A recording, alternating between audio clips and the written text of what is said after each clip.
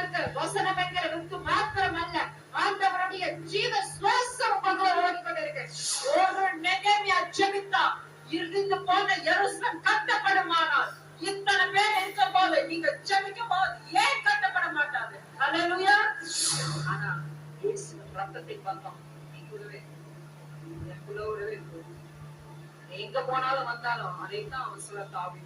நான் நரகத்தில் போய் படிக்க போறோம், நீங்க என்னோட எங்கப்பா போகணும்? அந்த பக்ஸேபான கிட்ட அவர் பண்ணியது நிறுத்தம். அதுக்கப்புறம் அவர் வேற என்ன தவறு பண்ணணும்? அதைத்தான் ஆண்டவர் சொல்றார்.